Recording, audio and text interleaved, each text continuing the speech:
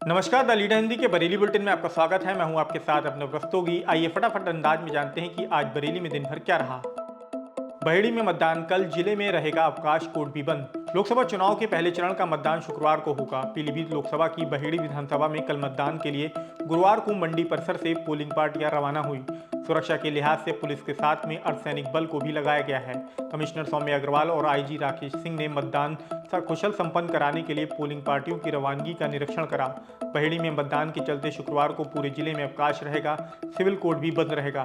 जिला निर्वाचन अधिकारी संजय कुमार सिंह ने बताया कि बहेड़ी विधानसभा क्षेत्र में 3,70,637 मतदाता हैं। वोटिंग के लिए 558 मतदान केंद्र बनाए गए हैं।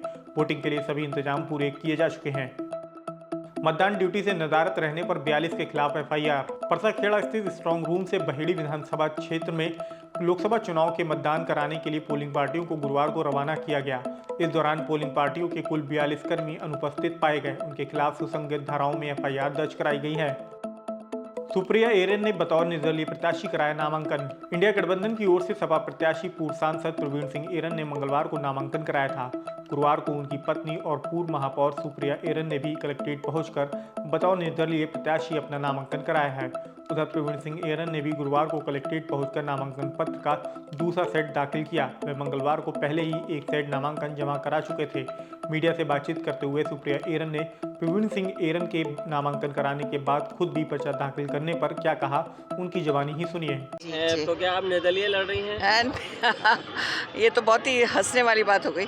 मैं इसलिए फाइल कर रही हूँ ताकि जैसा कि मोस्ट पॉसिबिलिटी हो जाती है चुनाव में कि कोई आरएनजी के पर्चे में कुछ इधर उधर कुछ गड़बड़ हो जाए, कुछ इस तरह की भगवान ना करे कुछ इस तरह की स्थिति पैदा हो जाए, तो ऐसे में मैं अपने कैंडिडेचर मेरा रहेगा तो हम, क्योंकि चुनाव तो हमारा ही है, आप जानते ही हैं कि सीधी फाइट भाजपा से है, तो हम रहना चाहते हैं फाइट में। ऐसी परिस्थितियों को प्रीएम्प्ट करते हुए, जैसे कहते हैं ना, पहले से उसके बारे में सचेत होते हुए मैं फाइल कर रही हूँ। और ये तो अंडरस्टूड है कि मैं विड्रॉ करूँगी। कांग्रेस से करा या सपा से करा? जी निर्दलीय करा है। कांग्रेस का तो कैंडिडेट है ही नहीं, हम लोग सब साथ हैं, और सपा के तो कैंडिडेट एरन साहब हैं ही, तो हम तो निर्दलीय फाइल कर रहे हैं। आपको पता ही है, सब जानते हैं, आप पत्रकार इतने एक्सपीरियंस हैं कि ये एक एहतियात के तौर पर फाइल किया जाता है। सैयद आबिद अली ने बसपा के सिंबल पर कराया नामांकन। आंवला लोकसभा सीट से बसपा प्रत्याशी सैयद आबिद अली ने गुरुवार को लाव लश्कर के साथ कलेक्ट्रेट पहुंचकर नामांकन कराया। वो समर्थकों के साथ रैली निकालते हुए कलेक्ट्रेट पहुंचे। फिर पार्टी के मंडल कोऑर्डिनेटर ब्रह्मस्वरूप सागर, जिला अध्यक्ष राजीव कुमार व अन्य वरिष्ठ नेताओं के साथ जाकर नामांकन कराया। नामांकन के बाद मीडिया से बातचीत करते हुए कहा कि 10 साल में आंवला लोकसभा का क्षेत्र पिछड़ गया है। 10 साल के सांसद ने कुछ भी नहीं किया, मेरा मुकाबला उनसे है। गठबंधन प्रत्याशी परदेसी बाबू हैं। देखिए, मैंने बहुजन समाज पार्टी के सिंबल से अपना पर्चा दाखिल किया है और मैंने आंवला लोकसभा की जनता पर भरोसा करते हुए बदलाव के नाम पे ये चुनाव लड़ रहा हूँ, क्योंकि 10 साल में आंवला लोकसभा का क्षेत्र बिल्कुल पिछड़ गया। और जो गठबंधन के प्रत्याशी हैं वो परदेसी बाबू हैं। 2019 में एक परदेशन आई थी, हमारे आंवला लोकसभा की जनता को ठग के छल के चली गई। उन्होंने हमारे वोट की कीमत इतनी भी नहीं समझी कि हमारे लोकसभा की जनता का धन्यवाद कह दें। ऐसे ये जो नीरज मौर्य जी हैं, ये भी रुचि वीरा जी के भाई हैं, उनके भैया हैं। ये भी हमको छलने ठगने आए हैं। मैं लोकल का हूँ, आंवला लोकसभा की जनता मेरे बारे में जानती है। मैंने आंवला चेयरमैन रहते हुए और आज भी आंवला को विकसित किया है, आंवला को चमकाने का काम किया है।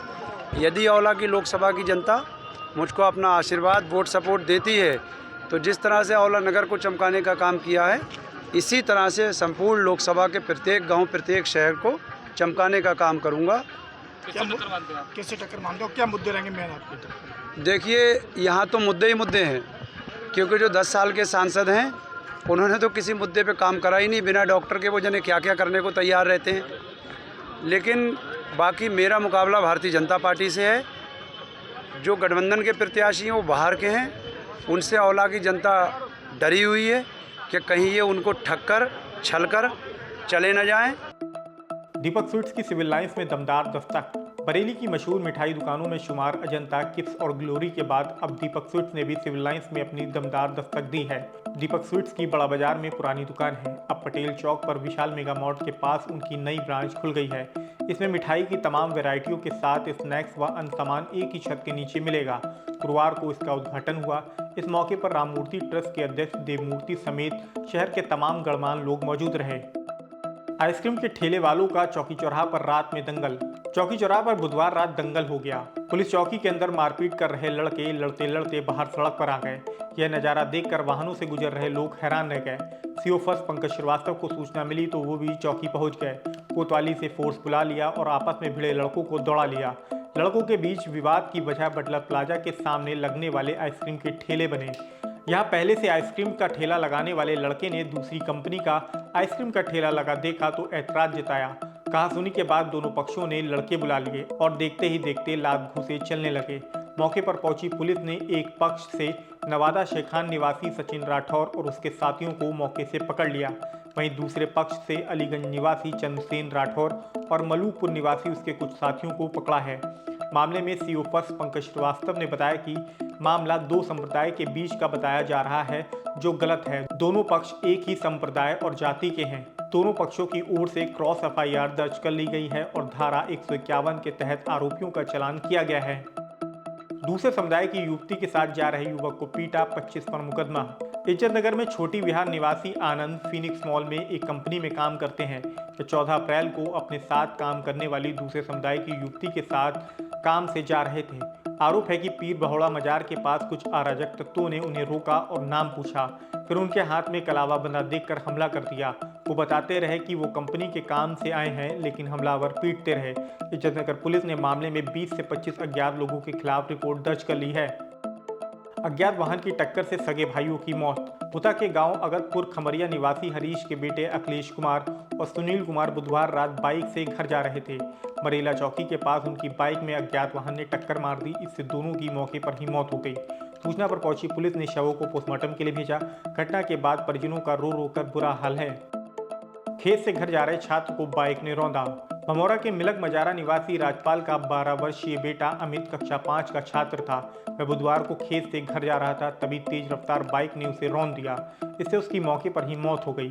हादसे के बाद भीड़ ने बाइक चालक को पकड़कर पुलिस के हवाले कर दिया है। पुलिस मामले में कार्रवाई कर रही है। फिलहाल आज के बरेली बुलेटिन में इतना ही। बरेली से जुड़ी ऐसी ही अन्य अपडेट्स पाने के लिए द लीडर हिंदी को सब्सक्राइब करना बिल्कुल ना भूलें।